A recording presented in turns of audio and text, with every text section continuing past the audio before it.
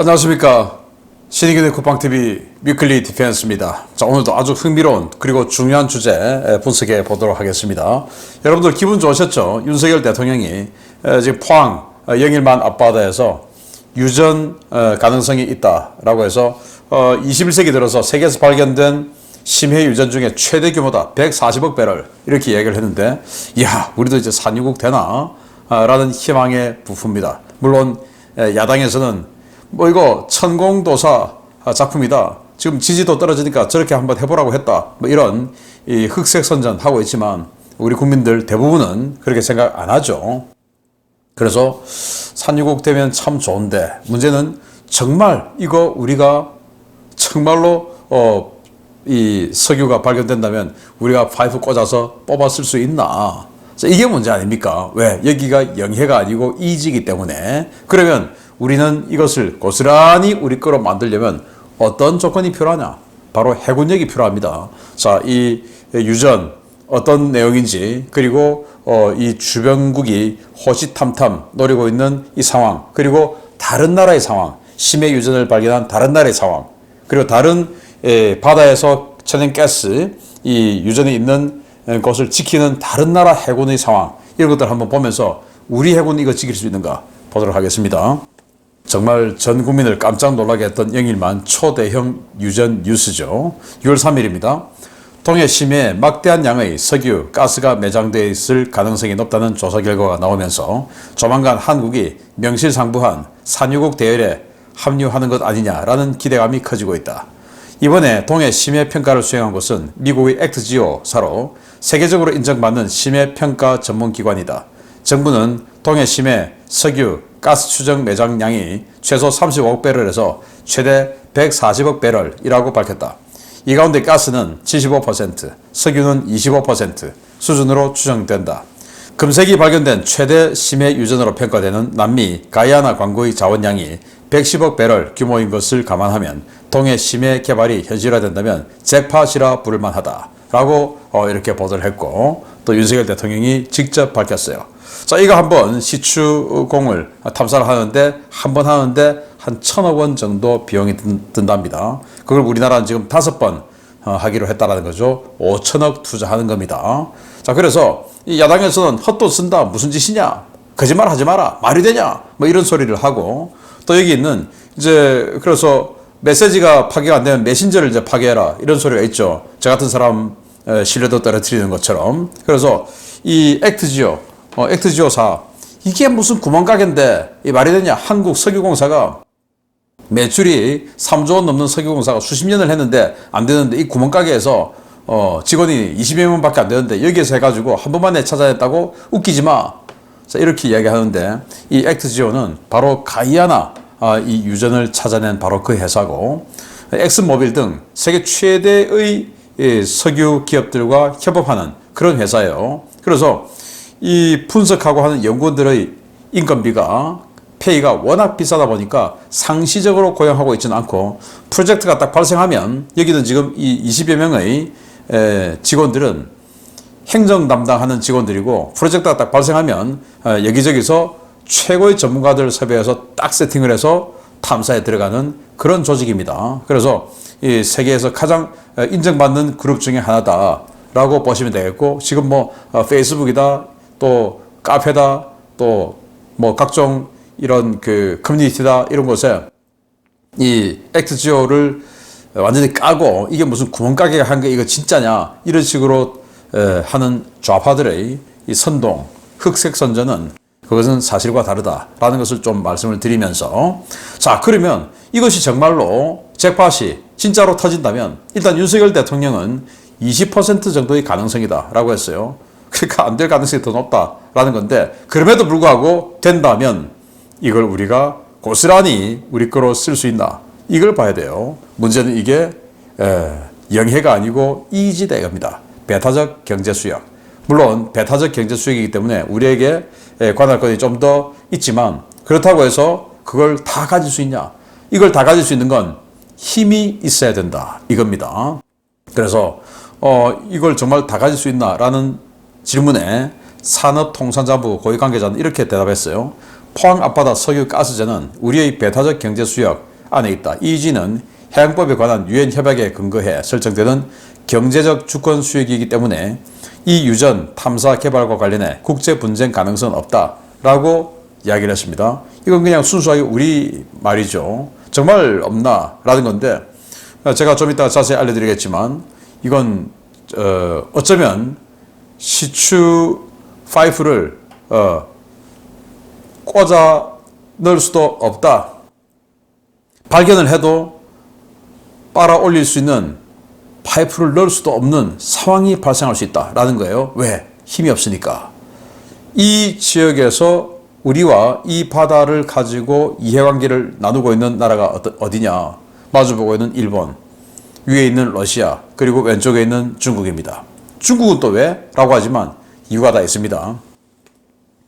자, 동해 EEG에서 발견된 유전, 온전히 한국의 소유가 될 수 있을까? 정말 그렇게 됐으면 좋겠는데 지금 중국은 2018년에 우리 동해를 중국 동해함대, 상하이에 있는 중국 3개 함대 중에서 동해함대 있어요. 그 동해함대의 관할 구역이라고 선포하고 매달 한 번씩 전대급의 함대를 동해에 보내고 있습니다.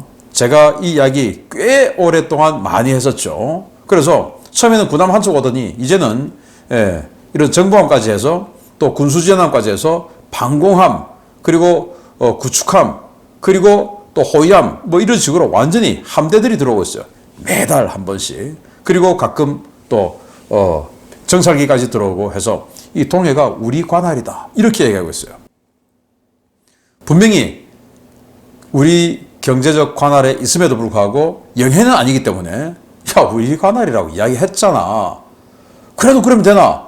라고 하는데 남중국 해보십시오. 중국이 어떤 짓을 하고 있는지 남해 구단선이라고 그냥 섬 9개 딱딱 찍어서 이거 우리 거야 라고 하고 자기네들이 1000km 밖에 있는 선을 그어서 이 바다는 전부 우리 거야 라고 하는 자들이 중국 아닙니까? 그러면서 전 세계하고 지금 남중국해에서 싸우고 있죠. 만약에 남중국해에서 필리핀이 자신들의 이지 내에서 어마어마한 유전을 발견하는데 거기에 파이프 꽂을 수 있겠습니까? 중국이 있는데 힘든 일이 되겠죠. 자, 그런 겁니다. 자, 그리고 우리 지금 이 선에서 불과 50km 동쪽에 일본이 지금 시추 작업을 하고 있어요. 자, 그러면 일본 입장에서는 여기서는 자기네들을 발견 못 했는데 야, 그 물 밑에 들어가면 지하로 들어가면 그거 다 이어져 있잖아. 그럼 우리 석유를 니들이 뽑아가는 건데 그거 우리 것도 포함되어 있잖아. 내놔. 이렇게 할 수 있는 거 아니겠습니까? 여기 야마구치현에서 150km, 또 여기에서는 130km. 이럴 수 있다 이겁니다. 자, 그러면 야, 일본, 중국이 설마 그러겠냐? 아니죠. 설마가 어디 있습니까? 그 설마가 여기에서 나오겠습니다. 그 남미 가야나, 이 가야나가 21세기 발견된 심해 유전에서 최대 규모죠. 110억 배럴 규모. 그걸 이제 작년에 발견했습니다. 그랬더니 이 가야나는 베네수엘라 옆에 있는 나라입니다. 그런데 이 가야나 앞바다에서 유전이 발견됐어요. 여기에 뭐 미국의 엑스모빌, 또 뭐 BP, 뭐 우리가 알고 있는 석유 회사들이 전부 여기에 투자를 해서 탐사를 한 겁니다. 그런데 딱 발견되고 나니까 베네수엘라가 야, 여기 있는 강 있잖아, 에세키보 강. 이거 서쪽은 우리 거야 하고는 바로 그냥 병합해 버렸습니다. 왜? 이걸 차지하기 위해서. 그런데 여기에 대해서 아무런 조치도 취하지 못했습니다. 일단 가야나는 아무런 힘이 없고, 그리고 이 지역까지 지금 이스라엘과 우크라이나에서 전쟁을 하고 있는데도 불구하고 이 지역까지 무력을 투사할 수 있는 여력이 없는 거예요. 그래서 베네수엘라가 먹어버렸습니다. 이게 바로 힘이에요. 유엔, 미국, 니들이 뭐 어쩔 건데 하고는 먹어버렸어요. 그래서 이 가야나는 눈 뜨고 뺏겨버렸습니다. 힘이 없으면 이렇게 되는 거예요. 왜? 영해가 아니고 이지였고 또 영해라 하더라도 여기가 우리 땅이다라고 아예 땅까지 뺏어버렸어요. 이게 바로 국제사회의 냉혹한 현실이다라는 겁니다. 그럼 우리 힘이 있어야 되겠죠.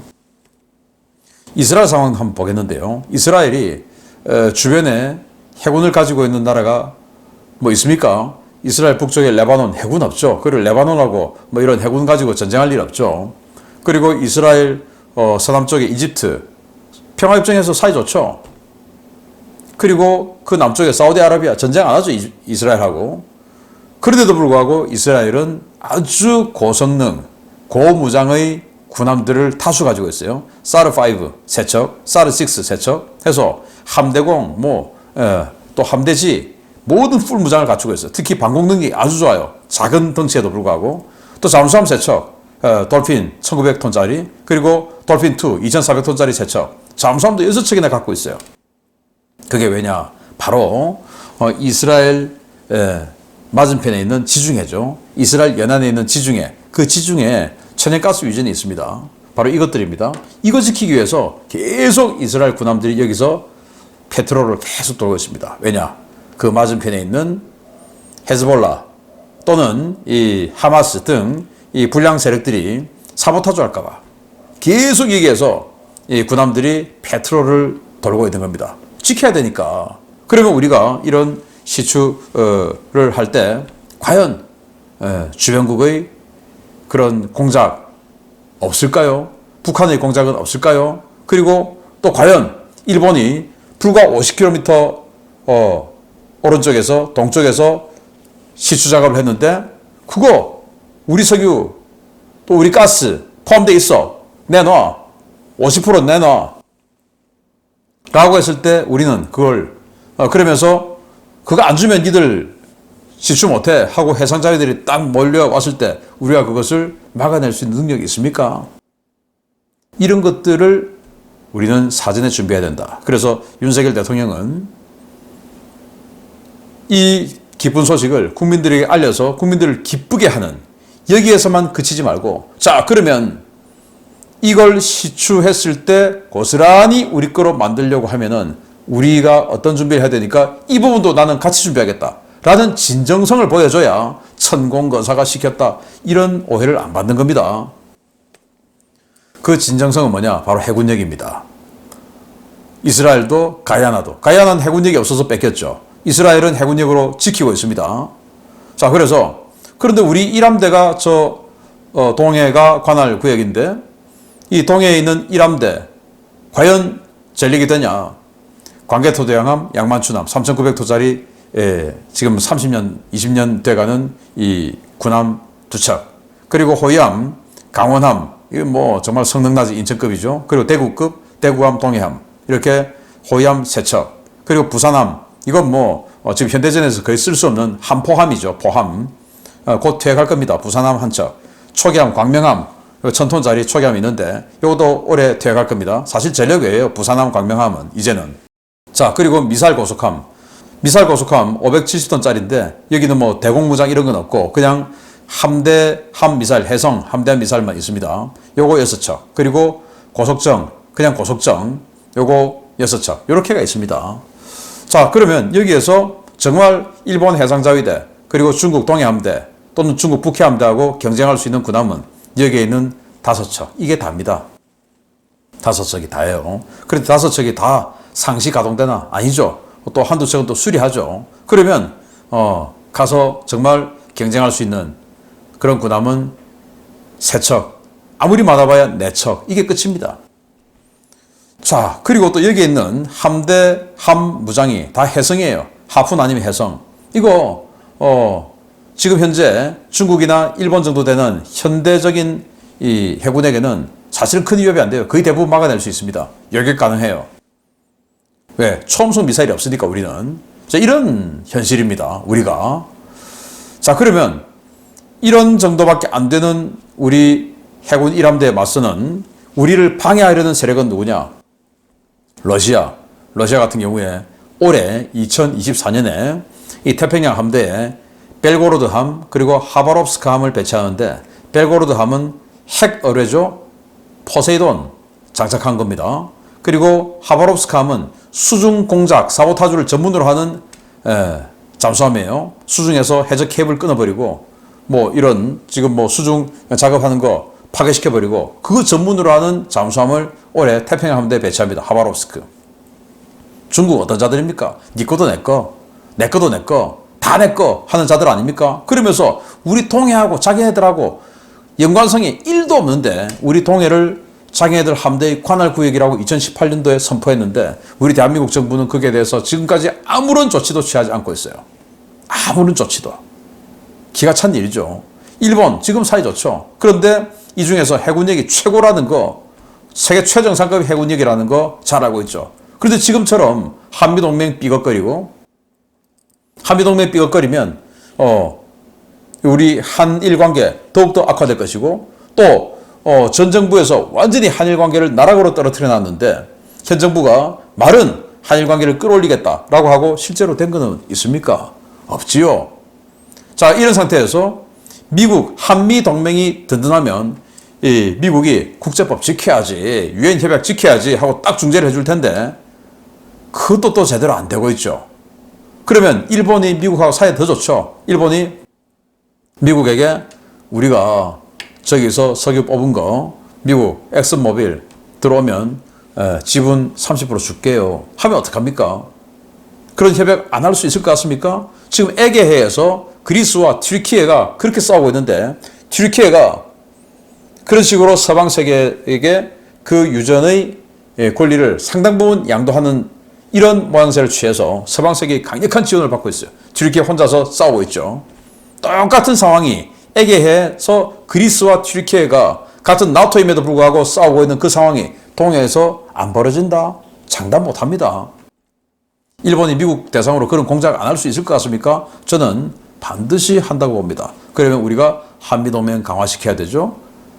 그리고 이 작업에 미국 회사 집어넣어야 됩니다. 저는 그렇게 봅니다.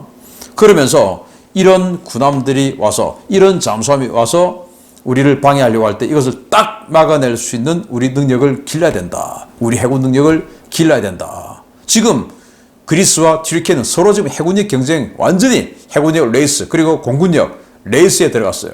육군력은 뒤로 밀어놓고, 왜? 유전하고는 육군하고 관계없으니까 해군력, 공군력 완전히 그냥 레이스에 들어가 있습니다. 같은 나토임에도 불구하고 유전을, 이권을 다 가져가기 위해서.